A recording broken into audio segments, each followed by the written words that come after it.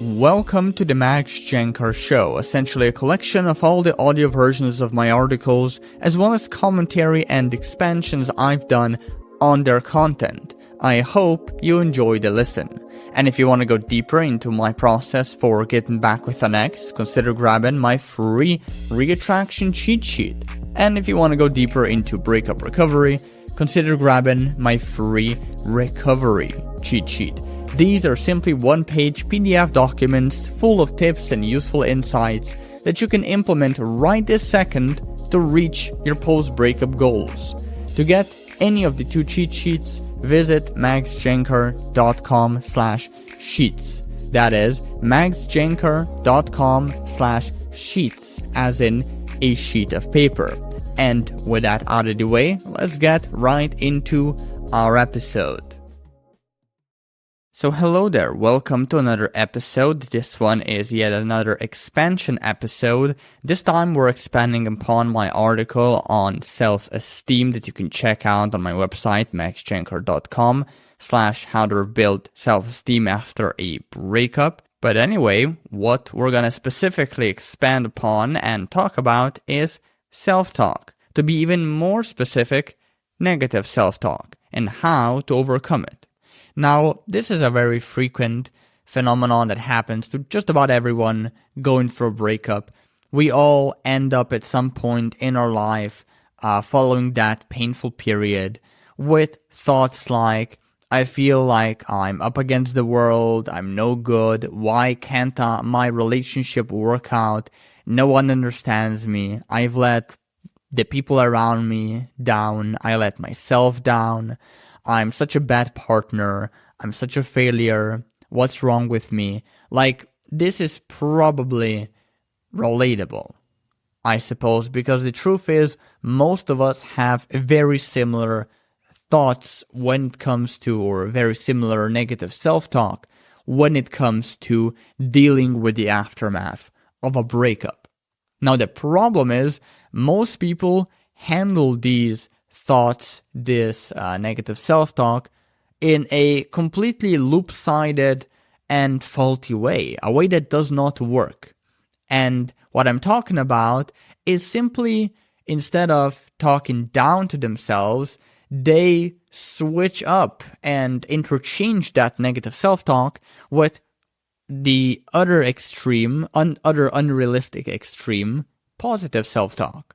To be a little bit more specific, they essentially start telling themselves things that are equally bullshitty, like, I'm proud of myself, I feel fine, no matter what happens, I can make it, I'll accomplish anything, I am lovable, I'm great, I'm confident, I'm so super lucky, go-getter, whatever.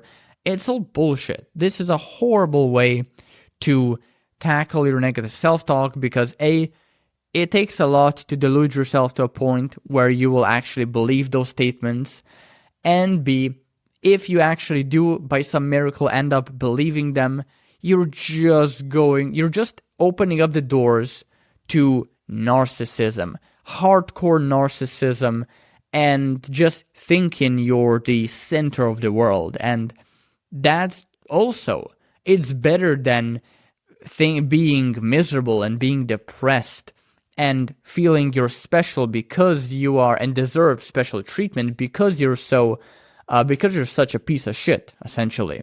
That's a better problem to have than thinking you deserve special treatment or that you are inherently special because you're so great and wonderful or whatever. But both extremes, they produce their own set of problems, and you're just not going to have a realistic emotional foundation as a result of them. So what is the solution? Well, it's pretty simple. Develop realistic self-talk. Now here's how you can go about it. First, I want you to find out what exactly triggers your negative self-talk. Maybe what triggers it is you taking a stroll across a city center where your ex lives. Maybe it's you taking a stroll through a park where you've taken your ex on a date. Maybe it's seeing your ex's your photo of your ex on your phone. Maybe it's eating at a certain restaurant that your ex really enjoyed, really liked. Find out what your triggers are.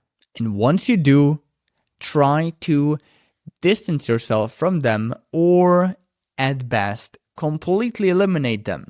Don't go through that park anymore.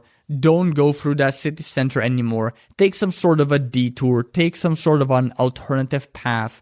Don't go to the restaurant that your ex likes so much. Go to some other one. Don't go to venues that essentially remind you of your ex in general. Delete your photos of them from your phone so they remind you less. Maybe even delete your ex's phone number, text message exchanges, email exchanges. Maybe even block them on social media. That can be an easy trigger for negative self-talk. You go on Facebook, you see an exciting update from their life. Maybe they're hanging out with friends, maybe they're partying, maybe they're seeing someone else, you never know. And what do you know, those breakup wounds reopen and you're back to square one. Avoid all of that shit, block your ex if you can, or just simply stop using social media. That is also a pretty decent solution. Now, once you have your triggers handled, go and develop the awareness to notice when you're talking down on yourself. Now, there's no specific way you can do this other than just be patient and pay attention. Go slowly. When you feel and you can sense you started to talk down on yourself, to criticize yourself, to wallow in your misery, snap out of it. Point out that self-talk. Point out those sets of negative thoughts and try to reconstruct them into a more realistic version. For example, instead of saying to yourself, I'm a failure, you can say, I'm okay. Everyone failed at some point. I'm probably going to fail again in the future, so it would be great if I learned to accept my mistakes as soon as possible. Or instead of telling yourself, I'm unlovable, no one will ever love me anymore, you can say things like, I may not be perfect by any means, I have countless flaws and bad habits and weird quirks that might turn off some people, but those things don't make me an unlovable or inherently a bad person. Or instead of saying to yourself or telling yourself how stupid you are for, let's say, reaching out to your ex with some sappy text message, you could say, look, sure, I acted like a dumbass today, but everyone does that at some point, it's fine, and you'll let it go. And one last example, and then I will leave you alone. Instead of telling yourself, I'll probably fuck up my other future relationships too, you could simply say, considering the number of people on Earth, I'll probably find someone who suits me, and I'll probably find a relationship that can stand the test of time. And even if I mess that relationship up, because really, even if you do, you shouldn't let that dictate your self-worth. You should tell yourself, one failed relationship does not determine the outcome and the mindset of all my other future ones. It's just not a realistic mindset to have.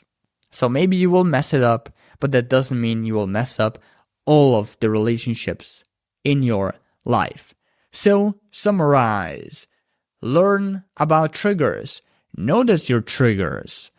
Remove your triggers. Identify negative self-talk, or to be more specific, the negative thoughts it is constructed out of, and then change it for a more realistic variant of self-talk. Basically, come up with a set of adaptive, realistic thoughts to combat the negative, unrealistic ones, or if you want to get fancy, the positive, unrealistic ones as well. That's it. Thanks for listening. Good luck out there with your breakup. Good luck with breakup recovery, and take care. Hello there, this is Max again. Just one more thing before you take off. If you want to go deeper with my process for getting an ex back, consider grabbing my free reattraction cheat sheet. And if you want to go deeper into breakup recovery, consider grabbing my free recovery cheat sheet. These are simply one-page PDF documents full of tips and useful insights that you can implement right this second to reach your post-breakup goals. So to get any of the two cheat sheets, just visit maxjancar.com/sheets. That is maxjancar.com/sheets, as in a sheet of paper.